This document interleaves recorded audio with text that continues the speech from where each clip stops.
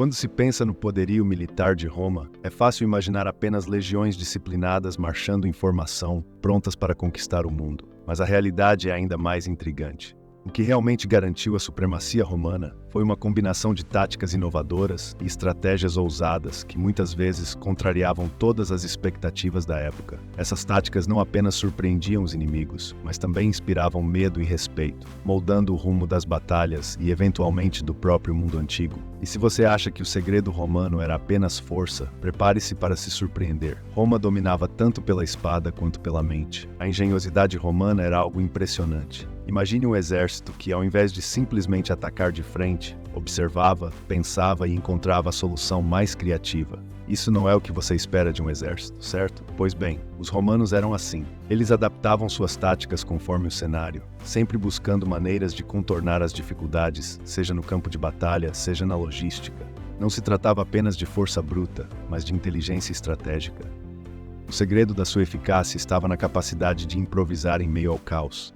Quando confrontados com inimigos mais fortes, não hesitavam em mudar a abordagem, às vezes até surpreendendo os próprios soldados. Usavam de artimanhas, emboscadas e até mesmo táticas psicológicas para desequilibrar seus adversários. Essa flexibilidade era o que os tornava perigosamente imprevisíveis em combate. E assim, mesmo quando tudo parecia perdido, encontravam uma brecha para a vitória. Mais interessante ainda era como essa engenhosidade rompia fronteiras, influenciando até a maneira como outras civilizações se preparavam para enfrentar Roma. Com estratégias astutas, que não se limitavam às batalhas corpo a corpo, os romanos plantavam medo e dúvida nos corações de seus inimigos.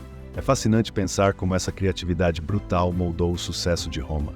Mas não é só isso que define a força romana, como veremos em breve. A disciplina romana era inflexível, quase cruel, e um exemplo claro disso era a temida decimação. Quando um exército falhava gravemente, os romanos não perdoavam. 1 em cada 10 soldados era escolhido aleatoriamente e executado. Isso parece duro? Com certeza, mas na lógica romana, esse método servia para garantir que ninguém pensasse em recuar novamente. A decimação era mais que um castigo, era um lembrete brutal do que significava falhar sob a bandeira de Roma.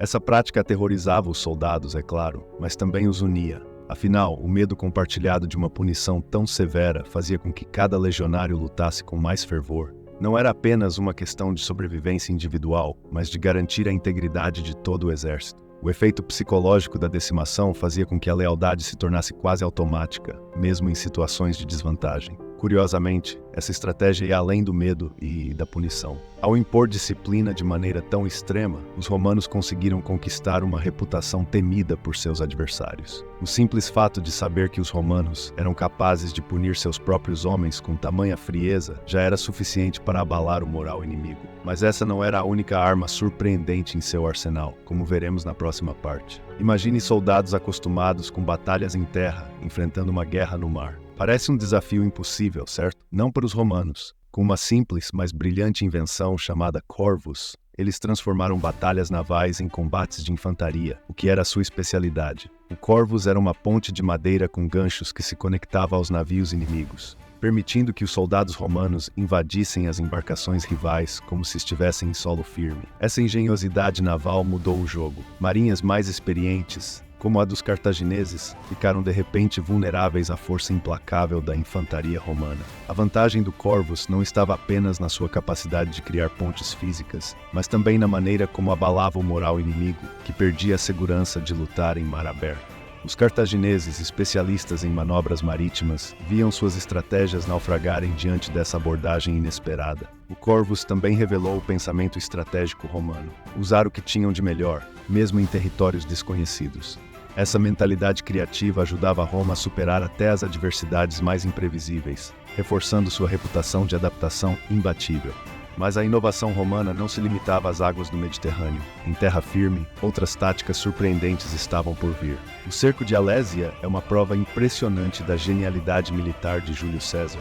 Enfrentando uma força gaulesa numericamente superior, ele decidiu não apenas construir uma fortificação em volta da cidade, mas criar uma segunda linha de defesa externa.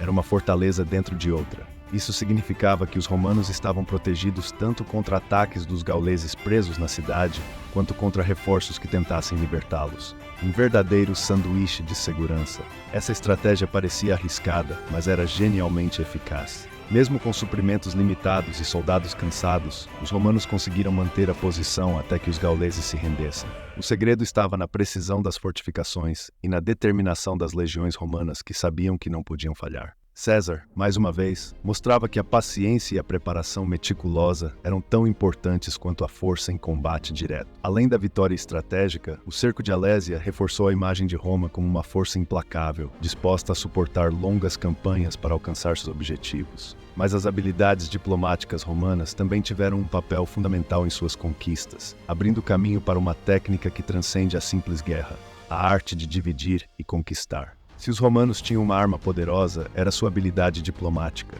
Enquanto a maioria das civilizações apostava na força bruta, Roma sabia jogar um jogo mais sutil, o de explorar rivalidades internas. Eles faziam alianças estratégicas, aproveitando conflitos entre tribos inimigas. Na Britânia, por exemplo, os romanos apoiaram alguns líderes locais contra outros, enfraquecendo alianças antes de lançar um ataque decisivo. Astuto, não é? O poder dessa estratégia estava na simplicidade. Não era necessário derrotar todos os inimigos de uma vez. Bastava enfraquecê-los aos poucos, tornando-os mais fáceis de subjugar. Essa abordagem era quase como uma partida de xadrez, onde cada movimento preparava o terreno para o próximo. Os adversários muitas vezes nem percebiam que estavam caindo na armadilha até ser tarde demais. Isso também significava que Roma evitava grandes confrontos diretos, minimizando perdas e garantindo maior controle. Ao mesmo tempo, essa tática de dividir e conquistar gerava desconfiança entre os próprios povos locais, dificultando qualquer tentativa de formar uma frente unida contra Roma. A habilidade romana de manipular relações e circunstâncias ajudou a construir um império que não se baseava apenas em força física, mas também em astúcia estratégica. E assim, a história nos mostra como o poder pode se manifestar de diversas formas. As táticas geniais de batalha dos romanos não foram apenas técnicas militares, elas foram manifestações de uma mentalidade única que moldou a história.